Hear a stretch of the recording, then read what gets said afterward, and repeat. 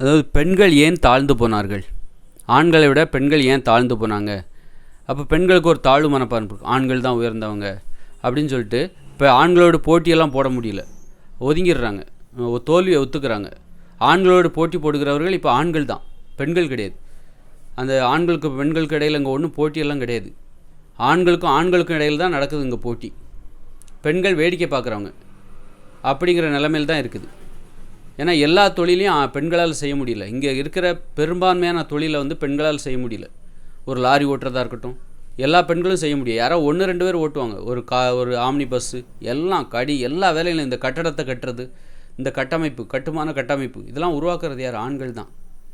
அதனால் ஆண்கள் தான் போட்டி, பெண்கள் அல்ல. ஆண்களோடு பெண்கள் போட்டியிடுவதாக நினைக்காதீங்க முதல்ல. அப்படி ஒன்று இங்கே இல்லவே இல்லை. யாரோ ஒருத்தர் தான் நாங்களும் வண்டி ஓட்டிட்டோம், நாங்களும் கார் ஓட்டிட்டோம், நாங்களும் பாருங்கள் ஆம்னி பஸ் ஓட்டிட்டோம், நாங்களும் லாரி ஓட்டிட்டோம், பெண்களாலும் சாதிக்க முடியும்னு யாரோ ஒருத்தரால் தான் நிரூபிக்க முடியாது தவிர பெரும்பான்மையான பெண்களால் இங்கே ஒரு வேலை ஆண்களுக்கு நிகரான வேலைகளை செய்ய முடியாது. 50,000 1,00,000 பேர் பஸ் ஓட்டுறாங்கன்னா 1,00,000 பெண்கள் ஓட்டினா தான் அப்போ நீங்கள் ஆண்களுக்கு நிகராக வந்துட்டீங்கன்னு அர்த்தம். 1,00,000 பேர் பஸ் ஓட்டுறாங்க, 2 பெண்கள் பஸ் ஓட்டிட்டாங்க அப்படின்னா ஆண்களுக்கு நிகராக பெண்கள் வந்துட்டதா அது அர்த்தம் கிடையாது. 1,00,000 ஆண்கள் இங்கேன்னா 1,00,000 ஆண்களாக லாரி பஸ் ஓட்டுறாங்க, பல கோடி பேர் ஓட்டுறாங்க. பல கோடி ஆண்கள் இந்த உலகத்தில் லாரி பஸ்ஸை ஓட்டிகிட்டு இருக்காங்க. ஆனால் 1-2 பெண்கள் தான் லாரி பஸ் ஓட்டுறாங்க, எங்களாலையும் ஓட்ட முடியும்னு காட்டுறாங்க. அப்போ இது எப்படி ஆண்களுக்கு இணையாக பெண்கள் வந்துட்டதா அர்த்தம் கிடையாது. அப்போது இந்த உலகத்தில் ஏன் பெண்கள் தாழ்ந்து போனாங்க அப்படின்னா, பெரும்பான்மையான பெண்களால் செய்ய முடியாத விஷயங்களை ஆண்கள் செய்கிறாங்க. அதாவது ஒரு 10 பெண்களால் கூட செய்ய முடியல அந்த விஷயத்த பல கோடி ஆண்கள் செய்கிறாங்க. ஒரு லாரி பஸ்ஸை கூட ஒரு 2-3 பெண்கள் தான் ஓட்டுறாங்க. இந்தியாவில் உலகத்தில் பார்த்தா ஒரு 10-15-20 பெண்கள் வேணால் ஓட்டுவாங்க லாரி பஸ்ஸெல்லாம். ஆனால் உலகத்தில் பல கோடி ஆண்கள் லாரி பஸ்ஸை ஓட்டிகிட்ருக்காங்க. டெம்போ ட்ராவல், இன்னும் கட்டமைப்புகள், வீடு, இந்த கட்டடங்களை கட்டுறது, எல்லா வேலையும் பார்த்திங்கன்னா ஆண்கள் தான். தொழிற்சாலைகளில் கனரக தொழிற்சாலை எல்லாம் ஆண்கள் தான். கப்பல் தொழிற்சாலை எல்லாத்துலேயும் ஆண்கள் தான். பெண்கள் ஒரு 1% தான், 1%லேயும் கூட குறைவானது தான். விரல் விட்டு சொல்லிடலாம், எண்ணிக்கையில் சொல்லிடலாம். 100 பேர் 120 அந்த மாதிரி தான் இருக்குது. பெண்கள் எந்த தொழிலில் செய்கிறாங்கன்னா அவங்களுக்கு எது ஈஸியாக இருக்கோ அந்த தொழிலில் செய்கிறாங்க. அப்போ இங்கே ஆண்களுக்கு பெண்களுக்கு இடையில் போட்டியே இல்லை. அப்படி போட்டி போடணும்னு நினைக்கிறதே தப்பு முதல்ல. அப்போ பெண்கள் ஆண்களோட நம்ம போட்டியிட்டு நாமளும் ஜெயிக்க முடியும் அப்படி நீங்கள் நினச்சிக்கிட்டு ஒன்றும் பண்ணாதீங்க. உங்கள் தோல்வியை ஒத்துக்கோங்க. பெண்கள் உங்களுடைய தோல்வியை ஒத்துக்கோங்க. நீங்கள் அப்படி ஒரு போட்டி மனப்பான்மை இருக்குன்னா அது தவறான புரிதல். உங்கள் தோல்வியை ஒத்துக்கிட்டு ஒரு தோல்வி மனப்பான்மையோடு நீங்கள் ஒரு வேலையை செஞ்சீங்கன்னா தான் அதான் சரியான புரிதல். தோல்வின்னா தோல்வியை ஒத்துக்கணும் தானே. அதனால் இங்கே நடக்கிறது பெண்களுக்கும் ஆண்களுக்கும் இடையில் நடக்கிற போட்டி கிடையாது. ஆண்களுக்கும் இடையில் நடக்கிற போட்டி இது ஆண்களுக்காக உருவாக்குனா, ஆண்கள் மட்டுமே உருவாக்குனது தான் இந்த உலகம். ஆண்களின் பங்களிப்பு தான் இதில் பெரும்பான்மையானது. பெண்களும் வேலை செய்கிறாங்க, ஆனால் எளிதான வேலைகளை தான் செய்கிறாங்க. அந்த எளிதான வேலைகளால் மட்டுமே இந்த இயந்திர அறிவியல் உலகம் உருவாகிவிட முடியாது. தற்போது நாம் வாழ்ந்து கொண்டிருக்கிற இந்த பிரம்மாண்டமான உலகம் என்பது அந்த எளிதான வேலைகளால் மட்டுமே, பெண்கள் செய்கிற எளிதான வேலைகள் மட்டுமே அதற்கு போதுமானதல்ல. பெண்கள் செய்கிற எல்லா வேலையும் ஆண்கள் செய்ய முடியும், ஆனால் ஆண்கள் செய்கிற எல்லா வேலையும் பெண்கள் செய்ய முடியாது. அப்படி தான் இது இப்போ ஆண்களின் உழைப்பு தான் இதில் ரொம்ப முக்கியமாக இருக்குது. ஆண்களின் உழைப்பை நீக்கிவிட்டால் இந்த இயந்திர அறிவியல் உலகமே இருக்காது. பெண்களின் உழைப்பை நீக்கிவிட்டால் அந்த வேலையை ஆண்கள் செய்ய முடியும்.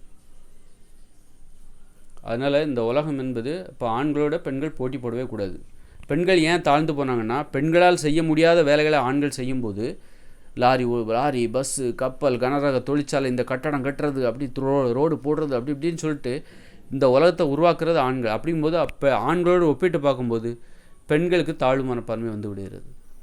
அந்த தோல்வி தான். அதனால தான் பெண்கள் தாழ்ந்து போனாங்க. ஆனால் இயற்கை விதிமுறைப்படி பெண்கள் உயர்வான இடத்துல இருக்கணும், ஆண்களை விட மேலான இடத்துல இருக்கணும். அப்போ என்னன்னா, பெண்கள் செய்கிற வேலைகளை ஆண்களால் செய்ய முடியாதுங்கிற மாதிரியான ஒரு சூழல் இங்கே இருக்கணும். அப்போ தான் பெண்கள் உயர்வான இடத்துல இருப்பாங்க. இப்போ ஆண்கள் எதனால் உயர்வான இடத்துல இருக்காங்க? ஆண்கள் செய்கிற வேலையை பெண்களால் செய்ய முடியாது, அதனால தான் ஆண்கள் உயர்வாக இருக்காங்க. ஆண்களை பெண்கள் வியந்து பார்க்குறாங்க, ஆண்களும் பெண்களும் வியந்து பார்க்குறாங்க. அதனால தான் ஆண்கள் உயர்வாக இருக்காங்க. அதுபோல் பெண்கள் உயர்வடையணும், நாங்களும் விடுதலை அடையணும், சமத்துவத்தை எட்டணும் அப்படி நீங்கள் நினச்சிங்கன்னா அது எப்போ சாத்தியம் அப்படின்னா, ஆண்களை விட நீங்கள் உயர்வான இடத்துக்கு போகணும். உங்களுக்கு கீழே தான் ஆண்கள் இருக்கணும். அப்போ தான் ஆண்கள் தலை நிமிர்ந்து பார்ப்பாங்க, வியந்து பார்ப்பாங்க. அப்போ அது இந்த இயந்திர அறிவியல் உலகில் முடியாது.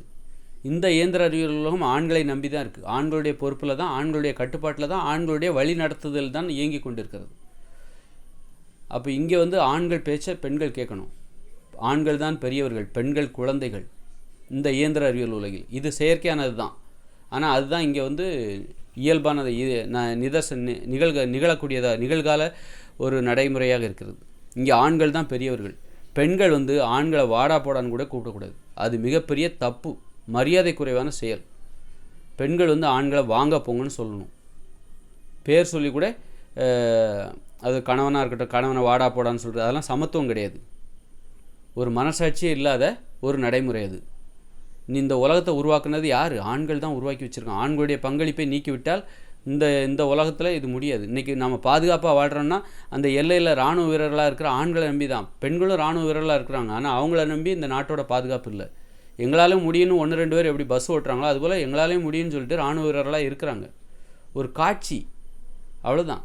பெண்களுக்கு சும்மா ஒரு ஆறுதல் நடைமுறை. எங்களாலேயும் முடியுங்கிறது ஒரு ஆறுதல், அவ்வளோதான். ஆனால் ஆண்களை நம்பி தான் இங்கே இருக்கிற பாதுகாப்பு. நம்ம நிம்மதியாக தூங்குறோன்னா அது ஆண்களால் தான்.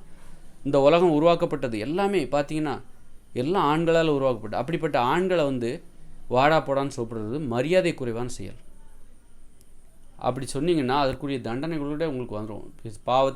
ஒரு பாவம் பண்ணால் நமக்கு வந்து மனசு குற்ற உணர்ச்சிலாம் இருக்குல்ல, தண்டனைங்கிறது வந்து இயற்கையாக வரும். அதனால் அது மாதிரி ஆண்களை வந்து அப்படி சொல்லக்கூடாது. அதனால் இந்த பெண்கள் ஏன் தாழ்ந்து போனாங்க அப்படின்னா, பெண்களால் செய்ய முடியாத விஷயத்த ஆண்கள் செய்கிறாங்களா, அதனால் பெண்கள் தாழ்ந்து போனாங்க. இப்போ ஆண்களுக்கு உதவியாக கூட இருக்க முடியாது. பெண்கள் வந்து இந்த உலகத்தில் ஆண்கள் தான் ஆண்களுக்கு உதவியாக இருக்க முடியும். ஆண்கள் தான் ஆண்களுக்கு போட்டி. பெண்கள் வந்து சும்மா ஓரமாக இருந்து அவங்களுக்கு ஒரு வேலை, அவங்களுக்கு ஒரு வேடிக்கை பார்க்குறாங்க. ஆண்களை வேடிக்கை பார்க்குறது தான் பெண்கள். வேடிக்கை பார்க்குற இடத்துல உட்கார வச்சுருக்காங்க. ஆனால் இயற்கை விதிமுறைப்படி பெண்கள் தான் பெரியவர்கள். இயற்கை விதிமுறைப்படி பெண்களுடைய ஆதிக்கம் தான் மனித வாழ்க்கையில் இருக்கணும். உயிரினங்களோட வாழ்க்கையிலையும் பெண்கள் தான் ஆதிக்கம் செலுத்துவார்கள். ஆனால் இந்த இயந்திர அறிவியலும் செயற்கையானது. அப்படி இருக்கும்போது இங்கே நடைமுறைகள் எல்லாமே செயற்கையாக மாறிடுச்சு. குழந்தைகளாக இருக்க வேண்டிய ஆண்கள் வந்து பெரியவர்களாகி விட்டார்கள். அப்புறம் பெரியவர்களாக இருக்க வேண்டிய பெண்கள் இப்போ குழந்தைகளாகிட்டாங்க. அது காரணம் பெண்களால் செய்ய முடியாத வேலைகளை ஆண்கள் செஞ்சாங்கல்ல, அதுதான் காரணம். அப்படி செய்ய விடவே கூடாது. அப்படி செய்ய விடும்போது என்ன ஆகும்னா ஆண்கள் பெரியவர்களாகிடுவாங்க.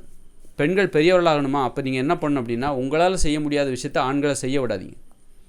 பெண்கள் பெரியவர்களாகணும், ஆண்களை விட பெரியவர்களாகணும், ஆண்கள்லாம் எங்களை வியந்து பார்க்கணும் அப்படின்னா உங்கள் உடம்பை பார்த்து மட்டும் ஆண்கள் வியந்து பார்த்துட மாட்டாங்க. நீங்கள் திறமையானவர்களாக இருக்கணும். ஒரு திறமையானவர்களாக நல்ல விவரம் தெரிஞ்சவங்களாக இருக்கணும். சுதந்திரமாக வாழணும். பெண்கள் வந்து சுதந்திரமாக வாழணும், விவரம் தெரிஞ்சவர்களாக இருக்கணும். ஒரு முழுமையான விவரம் தெரிஞ்சவர்களாக இருக்கணும். ஆளுமை திறன், நிர்வாகத்திறன், தொழில் திறமை, ஒரு நல்ல ஒரு பொது அறிவு எல்லாம் இருக்கணும். அப்போ தான் இது எல்லாமே ஆண்களை விட மேலானதாக இருக்க வேண்டும். எப்படி இன்றைக்கி வந்து ஆண்களுக்கு இருக்கிற அறிவு இருக்குல்ல, அது நல்ல சுதந்திரமாக வாழ்கிறாங்க அதனால தான் ஆண்களுக்கு அந்த அறிவு இருக்குது. அதுமாதிரி தொழில் திறமை, அப்போ இது எல்லாமே வந்து பெண்கள்கிட்ட இருக்கணும். ஆண்கள் அதை விட கம்மியாக தான் இருக்கணும். அப்போ அது இந்த இயந்திர அறிவியல் உலகில் சாத்தியமில்லை. இன்னும் 2040 தற்போதுள்ள இயந்திர அறிவியலும் செயலிழந்த பிறகு படிப்படியாக நம்ம வந்து இயற்கையோடு இணைஞ்சு வாழ போகிறோம். எளிமையான உலகத்துக்கு போக போகிறோம். அந்த உலகத்தில் ஆண்கள் வந்து என்ன பண்ணுறாங்க, பொறுப்பை எல்லாத்தையும் பெண்கள்கிட்ட ஒப்படைச்சிருவாங்க. இந்த உலகத்தில் ஏன் பொறுப்பை எல்லாத்தையும் ஆண்கள் வச்சுக்கிட்டாங்கன்னா, இது கடினமான உலகம். பெண்களை நம்பி இந்த உலகத்தோட பொறுப்பை கொடுக்க முடியாது. அதனால் ஆண்கள் எல்லா பொறுப்பையும் தான் கையில் வச்சுக்கிட்டாங்க. இப்போ எப்போ கொடுப்பாங்கன்னா, பெண்கள் தான் தலைமை பொறுப்பு, அந்த மனித வாழ்க்கையின் தலைமை பொறுப்பு. எல்லா உயிரினங்களையும் சரி பெண்கள் தான் ஆதிக்கம் செலுத்துவாங்க. ஆனால் எப்போ தெரியுமா, அது வந்து பெண்களால் நிர்வகிக்கப்பட வேண்டும். மனித வாழ்க்கை எளிமையாக மாறும்போது 2040 அப்புறம் இயற்கையோடு இணைந்த மனித வாழ்க்கை வரப்போது அது எளிதாக இருக்கும். அங்கே இருக்கிற பிரச்சனைகள் எளிதாக இருக்கும். மனிதர்கள் எல்லாரும் குடிசையில் தான் வாழ போகிறாங்க. மனிதர்கள் எல்லாரும் எளிமையான விவசாயத்தை செய்ய போகிறாங்க. காய்கறிகள் பழங்களை உற்பத்தி செய்கிற எளிமையான விவசாயத்தை செய்ய போகிறாங்க. செருப்பு இல்லாமல் நடக்க போகிறாங்க. மின்சாரம் இல்லாத உலகம் அது. அங்கே படிப்பு பள்ளிக்கூடம் எதுவுமே கிடையாது. எளிமையான வாழ்க்கை வாழ போகிறாங்க. அந்த வாழ்க்கையை அப்போ எளிமையான பொறுப்புகள் அப்போ பெண்கள்கிட்ட அதை ஒப்படைச்சிடலாம். இப்போ ஆண்கள்கிட்ட அந்த பொறுப்பு, ஏன்னா ஆண்களுக்கே இது கஷ்டமாக இருக்குது. ஆண்கள் எப்போவுமே ஒரு சோம்பேறி தான் அவன். ஆனால் அவன் வந்து அவன் தலையில் இவ்வளோ பொறுப்பை சுமத்தி, ஆண்களோட இயல்பே சோம்பேறி. பெண்களுக்கு உதவியாக இருந்துக்கிட்டு அந்த பொறுப்புகள்லேருந்து தப்பிக்கக்கூடியவன் தான் ஆண்கள். ஆனால் அவன் தலையில் இவ்வளோ பெரிய பொறுப்பை தலையில் வச்சா அவனுக்கு கோபம் வருமா வராதா? ஏன் வந்து அவன் ஆணாதிக்க மிகுந்தவனாக, பெண்களிடம் கோபப்படுகிறவனாக, பெண்ணை அடிக்கிறவனாக, திட்டுகிறவனாக ஏன் மாறிப்போனான்? பெண்ணிடம் ஒரு குழந்தையாக நடக்க வேண்டிய ஆண் ஏன் இப்படி கோபக்காரனாக மாறிப்போனான்? அவன் தலையில் இவ்வளோ பெரிய பொறுப்பை வச்சா அவனுக்கு டென்ஷன் வருமா வராதா? இந்த இயந்திர அறிவியல் உலகம் என்கிற பொறுப்பு ஆண்களின் தலையில் தான் இருக்கிறது. ஆண்கள் தான் இதை உருவாக்குகிறார், ஆண்கள் தான் இதை பாதுகாக்க வேண்டும், இதை பராமரிக்க வேண்டும். அப்போ இவ்வளோ பொறுப்பு அவன் தலையில் இருக்கும்போது அவனுக்கு கோபம் வருமா வராதா, டென்ஷன் வருமா வரும்? அந்த டென்ஷன் தான் அவன் பெண்களிடம் காட்டுகிறான். அப்போது இந்த டென்ஷன் பெண்களுக்கு தான் வரணும், ஆண்கள் கூலாக இருக்கணும். அப்படின்னா அவனுக்கு பொறுப்புகளே இருக்கக்கூடாது. அப்போ அந்த வாழ்க்கைங்கிறது 2040 அப்புறம் இயற்கையோடு இணைந்த மனித வாழ்க்கை வருது பாருங்கள். எல்லோரும் குடிசையில் தான் வசிப்பாங்க, கிராமத்தில் தான் வாழ போகிறாங்க, விவசாயம் தான் பார்க்க போகிறாங்க. அது எளிமையான விவசாயம், கஷ்டப்படுற மாதிரி விவசாயம்லாம் கிடையாது. மாமரம், கொய்யா மரம், பலா மரம், தண்ணி ஊற்றினா போதும், சும்மா சாணி அள்ளி போட்டால் உரம் போட்டால் போதும், வேறு எந்த வேலையும் பெருசாக செய்யாண்டாம். அந்த மாதிரி எளிமையான ஒரு விவசாயம். அப்போ மனித வாழ்க்கையில் பெரிய பொறுப்புகள் எதுவுமே இல்லை. அப்போ தூக்கி தலைமை பொறுப்பை பெண்கள்கிட்ட ஒப்படைச்சிட்டு நீங்கள் பார்த்துக்கோங்க, எங்களை விடுங்கப்பா, அப்பாடா போதும்டா சாமி அப்படின்னு சொல்லிட்டு பொறுப்புகள் அத்தனையும் பெண்களுடைய தலைமையில் ஒப்படைச்சிருவாங்க, அவங்க தலையில் வச்சுருவாங்க. ஆனால் அது எளிமையான பொறுப்புகள். ஆண்கள் வந்து நான் உங்களுக்கு உதவி செய்கிறோம், பெண்களாகிய உங்களுக்கு நாங்கள் உதவி செய்கிறோம் அப்படின்னு உதவியாளர்களாக மாறிடுவாங்க. அப்போ பெண்கள் தலையில் அந்த குடும்ப தலைமை பொறுப்பு, அந்த ஊரை ஆட்சி செய்கிற அந்த தலைமை பொறுப்பு, தலைவி, ஊர் தலைவி, குடும்ப தலைவி எல்லாமே பெண்கள் தான். பெண்களுக்கு உதவியாக இருக்கக்கூடியது ஆண்கள். அவங்க சொல்கிற வேலையை செய்வாங்க. இப்போ பொறுப்புகள் எல்லாம் பெண்கள்கிட்ட போயிடுச்சா, பெண்கள் அப்போ அதனால் என்ன ஆகுனா பெண்கள் கோபக்காரர்களாக மாறிவிடுவார்கள், ஆண்கள் குழந்தைகளாக மாறிவிடுவார்கள். பெண்கள் பெரியவர்களாக மாறிவிடுவார்கள், ஆண்கள் வந்து அந்த பெரியவர்களாக இருக்கிற அந்த பெண்களுக்கு உதவியாளர்களாக மாறிவிடுவார்கள். அந்த வாழ்க்கை எளிமையாக மாறும்போது அந்த பொறுப்பை தூக்கி பெண்கள் தலையில் வச்சுருவாங்க. இப்போ ஆண்களுக்கு வாழ்க்கை எளிதாக இருக்குது, அந்த எளிமையான பொறுப்பு கூட இப்போ ஆண்கள் கிடையாது, அது பெண்கள் தலையில் இருக்குது. அந்த பொறுப்பை ஏற்படுத்துகிற அழுத்தம் தான் பெண்களுக்கு கோபமாக மாறி ஆண்களை போட்டு திட்டுவாங்க, அடிப்பாங்க. ஆனால் அது எளிமையான திட்டுதலாக இருக்கும், எளிமையான வேலை, வன்முறை இருக்காது. ஏன்னா அவங்களுக்கு ஏற்படுகிற கோபம் அந்த எளிமையான பொறுப்புகள் மூலமாக ஏற்பட்டது. இன்றைக்கே ஆண்கள் கோபப்படுறாங்கன்னா இந்த உலகத்தோட கட்டுப்பாடு எல்லாம் ஆண்கள் தலையில் தான் இருக்குது. இந்த உலகத்தை சின்ன குழந்தையே, ஒரு ஆண் குழந்தை இந்த உலகத்தை பார்த்ததுன்னா எப்படி பார்க்குது அப்படின்னா, ஆண்கள் தான் அது புரிஞ்சிக்குது. இந்த குழந்தை சின்ன குழந்தையாக இருந்தால் கூட இந்த உலகத்தில் ஆண்கள் தான் வலிமையானவர்கள், இது பிரம்மாண்டமாக இருக்குது. அதனால் சின்ன குழந்தையிலே அந்த குழந்தைக்கு அவர் ஆணாதிக்க மனப்பான்மை வந்துவிடும். பெண்களுக்கு இந்த பெண் குழந்தைக்கு சின்ன குழந்தையிலே இந்த பிரம்மாண்டமான உலகத்தை பார்க்கும்போது ஒரு பயம் வந்துடும். பயம் வந்த உடனே நம்ம ஆண்கள் நம்மளை விட பெரியவங்க அப்படிங்கிற உணர்வு சின்ன குழந்தையிலே அது வந்துடும். அதனால் இந்த பொறுப்புகள் ஆண்களுடைய தலையில் இருக்கிறதுனால தான் இவ்வளோ டென்ஷன் ஆகிறாங்க. ஆணாதிக்க மனப்பான்மை அப்படி தான் வருது பாருங்கள். இன்றைக்கி அன்னைக்கு வந்து போரிட்டாங்க, இந்த நாட்டை பாதுகாக்கிற பொறுப்பே ஆண்கள்கிட்ட தான் இருக்குது. மனிதர்கள் உயிரோடு வாழ்கிறதே அந்த போரிட்டு உயிரை பணயமாக வச்சு சண்டை போட்டு பெண்களை பாதுகாத்தாங்க. அப்போ ஆண்கள் தலையில் எவ்வளோ பெரிய பொறுப்பு இருந்திருக்கு பாருங்கள். அப்போ அப்படி இருக்கும்போது அவன் பெண்கள்கிட்ட எப்படி கோபம் இல்லாமல் நடந்துப்பான், எப்படி அவன் வந்து எரிஞ்சு தான் விழுவான், அடிக்க தான் செய்வான். அப்போ அவன் அடிக்கக்கூடாது, பெண்களை திட்டக்கூடாது, பெண்களிடம் பணிவாக குழந்தையாக நடந்து கொள்ள வேண்டும் என்றால் இந்த பொறுப்பு அவன் தலையில் இருக்கக்கூடாது. இந்த பொறுப்பை அப்போ பெண்கள்கிட்ட கொடுத்துடலாமா? பெண்களால் இந்த பொறுப்பை சுமக்க முடியாது. அப்போ இந்த பொறுப்பை எப்படி நம்ம இறக்கி வைக்கணும்? பெண்கள்கிட்டையும் இது கொடுக்க முடியாது, பெண்களாலேயும் இந்த பொறுப்பை சுமக்க முடியாது. இயந்திர அறிவியல் உலகம் என்கிற பொறுப்பை பெண்களாலும் சுமக்க முடியாது. அப்படி இருக்கும்போது இந்த பொறுப்பை என்ன பண்ணணும்னா செயலிழக்க வைக்கணும். இந்த இயந்திர அறிவியல் உலகை நாம் செயலிழக்க வைக்கணும். செயலிழக்க வச்சுக்கிட்டு தான் போகணும், விட்டுட்டு போய்ட்டு 2040 செயலிழக்கணும்னால அது நாம் தான் பண்ணணும், தானாக செயலிழக்காது. அப்போ பாருங்கள், அணு உலையெல்லாம் தானாக செயலிழக்குமா? விட்டுட்டு போயிட்டிங்கன்னா அது வெடித்து செத்துடணும், ஏடா கூடமாக செயல்படி. இப்போ அணு உலையெல்லாம் இருக்குது, ஆயிரக்கணக்கான அணு உலைகள் இருக்குது உலகம் முழுக்க, ஏகப்பட்ட அணுகுண்டுகள் இருக்குது. இது எல்லாத்தையும் செயலிழக்க வைக்கணும். அணு ஆயுதங்கள் இருக்குது, பயங்கரமான தொழிற்சாலைகள் இருக்குது. எல்லாத்தையும் செயலிழக்க வச்சு தான் நமக்கு மிகப்பெரிய பொறுப்பு இருக்குது. நான் பேசுகிற வீடியோ வந்து சாதாரணமான வீடியோவே கிடையாது, நமக்கு மிகப்பெரிய பொறுப்பு இருக்குது. அதனால் அந்த செய்தியை சொல்லுகிற ஒருவனாகத்தான் நான் இருக்கிறேன். ஏதோ இவன் பேசுகிறான் அப்படின்லாம் நினைக்காதீங்க. முக்கியமான செய்தி, இதை விட முக்கியமான செய்தி இந்த உலகத்திலே கிடையாது. நீங்கள் எந்த புத்தகத்திலையும் தேடி பார்க்க முடியாது, நான் சொல்லுகிறேன். அதனால் இந்த இயந்திர அறிவியல் உலகம் என்கிற இந்த சுமையை முதல்ல செயலிழக்க வைக்கணும். செயலிழக்க வச்சு தான் அந்த பொறுப்பை தூக்கி கீழே வைக்கணும். இங்கே நிறைய தொழிற்சாலைகள் இருக்குது. அப்போ இவர்களுக்கு மாற்று வழிகளை ஏற்பாடு பண்ணணும். இது செயலிழக்க போகுது, அப்போ இதுக்கு மாற்று வழி, இன்னொரு உலகத்தை நம்ம உருவாக்கணும். சமத்துவம் நிறைந்த ஒரு உலகம், அதற்கான வரைபடம் என்கிட்ட இருக்குது. வழிகாட்டுதல் என்கிட்ட கேளுங்க, நான் சொல்கிறேன். என்கிட்ட கேளுங்க, என்ன பண்ணணும், என்ன வச்சு என்கிட்ட ஆலோசனை கேளுங்க. எந்த நாட்டுக்கும் நான் சொல்லுவேன் என்ன பண்ணுன்ட்டு, எந்த நாட்டுக்கும் நான் சொல்லுவேன். இதெல்லாம் நான் தான் செஞ்சுருக்கணும், நான் தான் இந்த நாட்டோட ஒரு முதலமைச்சராக ஆயிருக்கணும். என்னால் முடியும். அதெல்லாம் சாதாரண விஷயந்தான். முயற்சி பண்ணியிருக்கேன், அது என்னுடைய வாழ்வியல் கடமை. இன்றைக்கி நான் வந்து யாருக்கும் வேண்டுகோள் விடுக்க வேண்டியது, சுதந்திரமாக பேச முடியல, நான் நினைக்கிறத பேச முடியல. நான் நினைக்கிறத பேசணும், அந்த இடத்துல இருக்கணும். அப்படிப்பட்ட இடத்துல இருந்தால் தான், அதிகாரமிக்க இடத்துல இருந்தால் தான் நான் நினைக்கிறத பேசியிருக்க முடியும். நான் எனது கடமைகளை செய்ய தவறிட்டேன். சின்ன வயசுலேருந்து நான் எனது பொறுப்புகளை உணர்ந்துருக்கேன். என்னோடய கடமைகள் பெரியது அப்படின்னு நான் உணர்ந்துருக்கணும். அப்படிப்பட்ட வாழ்க்கை வாழல, திசை மாதிரி போயிட்டேன். என்னை போல் நிறைய பேர் திசை மாதிரி போயிட்டாங்க, நான் மட்டும் போல். அதுதான் எனக்கு இருக்கிற ஒரு குற்ற உணர்ச்சியிலேருந்து எனக்கு கிடைக்கக்கூடிய ஒரு ஆறுதல். அதனால் இந்த உலகத்தை செயலிழக்க வைக்கணும். இங்கே இந்த உலகத்தை அவ்வளோ ஈஸியாக விட்டுட்டு போக முடியாது. பொறுப்புகளை விட்டுட்டு அப்படியே இயற்கையோடு இணைந்த மனித வாழ்க்கைக்குள்ளே ஓடிட முடியாது. நம்ம திரும்பவும் கற்காலத்தை நோக்கி தான் போக போகிறோம். உலகங்களே வேண்டாம் அப்படின்னு சொல்லிட்டு, உலகங்கள் ஆபத்தானது, அப்போ அதுவே வேண்டாம். அழிவுகள், ஏகப்பட்ட அழிவுகள் பாருங்கள். அணு உலகம் எல்லாமே உலகம் சார்ந்தது தான். இந்த உலகத்தோட முதுகெலும்பே உலகங்கள் தான் தற்போதுள்ள உலகத்தில். அதனால் படிப்படியாக அந்த உலகத்தை செயலிழக்க வச்சுட்டு, மெதுவாக இறக்கி வச்சுட்டு இந்த அணு உலைகளை செயலிழக்க வைக்கணும். இது ஆயிரக்கணக்கான வருஷத்துக்கு இது உயிர்ப்போட இயங்கக்கூடியது. அணு உலைகள், அணு குண்டுகள், அதெல்லாம் எப்படி செயலிழக்க வைக்க போகிறீங்க? செயலிழக்க வச்சு அதை போய் கடலில் கொண்டு போட்டுடணும். அது வெடிச்சிடக்கூடாது. நம்மக்கிட்ட ஏகப்பட்ட கிட்டத்தட்ட பல ஆயிரக்கணக்கில் குண்டுகள் இருக்குது, அணுகுண்டுகள் இருக்குது.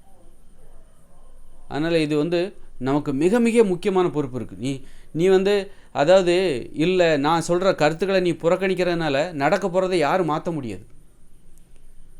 இப்போ நான் எனக்கு வயசாகும்னு நான் நம்ப மாட்டேன், நான் சாக மாட்டேன், நான் நம்ப மாட்டேன், நான் சாகிறத என்னால் ஒத்துக்க முடியாது. நீ ஒத்துக்கலைன்னா நீ சாகாமலாம் இருக்க போகிற? நீ ஒத்துக்கலைன்னா உனக்கு வயசாகாமலாம் இருக்க போகுது? அது நடக்கும். அதுபோல் தான் நான் சொல்கிறது நடந்தே தீரும். என் கருத்தை நீ ஏற்றுக்கலைனாலும் ஏற்றுக்கிட்டாலும் நடக்கிறது நடக்கும். நான் சொல்கிறது தான் நடக்கும். அதுக்குள்ளே இதுவே ரொம்ப தாமதம். இந்த கருத்தை எனக்கு 20 வருஷத்துக்கு முன்னாடியே தெரியும். இந்த உண்மைங்கிறது எனக்கு 20 வருஷத்துக்கு முன்னாடியே தெரியும். அப்போ ஏன் நான் சொல்லலை? நான் வறுமையில் இருந்தேன், என்னை பார்த்துக்கவே என்னால் முடியலை. 100க்கும் 200க்கும் நான் ஹோம் டியூஷன் எடுத்துகிட்டு இருந்தேன். என் பொறுப்பை இன்றைக்கி பொருளாதாரத்தில் ஓரளவுக்கு என்னை நிப்பாட்டிக்கும் போது தான் என் கடமையை என்ன செய்யணும் அப்படின்னு நான் தோணுது. அதனால் நம்ம இந்த உலகத்தை செயலிழக்க வைக்கணும் அப்படின்னா நம்ம செயலிழக்க வைக்கணும். புதிய உலகத்தை உருவாக்க வேண்டும். இயற்கையோடு இணைந்த மனித வாழ்க்கை எல்லாத்துக்கும் சமமாக எல்லாமே உண்டுப்பா. அவசரப்படாதீங்க. இப்போ நீங்கள் உங்கள் பாட்டுக்கு இந்த உலகம் செயலிழக்கும் எல்லாத்தையும் விட்டுட்டு அவங்க பாட்டில் ஓடக்கூடாது. இது ரொம்ப ஆபத்தான உலகம். படிப்படியாக செயலிழக்க வச்சுட்டு புதிய உலகத்தை உருவாக்கணும். சண்டை போடாதீங்க, அமைதியாக இருக்கணும். எல்லாருமே அமைதியாக இருங்க. உங்கள் எல்லாத்துக்கும் புதிய உலகம் தயாராக இருக்குது. அங்கே எல்லாத்துக்கும் அதோட விளக்கத்தை கொடுக்கணும். அங்கே என்ன கிடைக்க போகுது நமக்கு? இன்றைக்கி நம்மக்கிட்ட இயந்திர அறிவியல் தொழில்நுட்பம் இருக்குது. இதை வச்சு புதிய உலகத்திற்கான கட்டுமானங்களை நிறுவ முடியும். அதுவே 2040 நம்ம தாமதிக்கிற ஒவ்வொரு கணமும் என்ன ஆகுனா 2040க்கு அப்புறம் இந்த தொழில்நுட்பம் எல்லாம் செயலிழந்து போயிடும். அப்புறம் நம்ம புதிய உலகத்தை உங்களால் உருவாக்க முடியும். நமக்கு இருக்கிறது இன்னும் 16 வருஷம்தான். அதாவது இன்னும் 20 வருஷத்துக்கு முன்னாடியே நான் சொல்லியிருக்க வேண்டிய விஷயத்தை தான் இப்போ சொல்கிறேன். அப்போ 20 வருஷத்துக்கு முன்னாடி சொல்லியிருந்தா நமக்கு ஒரு 36 வருஷம் அவகாசம் கிடச்சிருக்கும். நான் 20 வருஷம் கழித்து தான் இந்த விஷயத்தை நான் உங்கள்கிட்ட சொல்கிறேன். அப்போ நமக்கு இருக்கிறது 16 வருஷம்தான். அதனால் இதை விட முக்கியமான செய்தி இந்த உலகத்தில் எதுவும் கிடையாது. அதனால் இதெல்லாம் சொல்லுறவன் யார்? என்னுடைய பல வீடியோக்களை நீங்கள் பார்க்கணும். ஒரு வீடியோ விடாமல் ஆராய்ந்து பாருங்கள். என்னத்தான் சொன்னார் அப்படின்னு ஆராய்ஞ்சு பாருங்கள். இந்த 2 வரி திருக்குறளை எப்படி ஆராயிறீங்க, அதுபோல் எனது பேச்சுக்களை ஆராய்ங்க. என்ன தான் சொல்கிறார் இவர் அப்படின்னு ஆராய்ஞ்சு பாருங்கள். அந்த அளவுக்கு மிக முக்கியமானவனாக இருக்கிறேன். முக்கியமான கருத்தையும் தகவலையும் சொல்லுகிறவனாக இருக்கிறேன். பின்னாடி நடக்க போகிறத முன்னாடி சொல்கிறேன். அதனால் நான் சொல்கிறத கரெக்டாக கேட்டுக்கோங்க.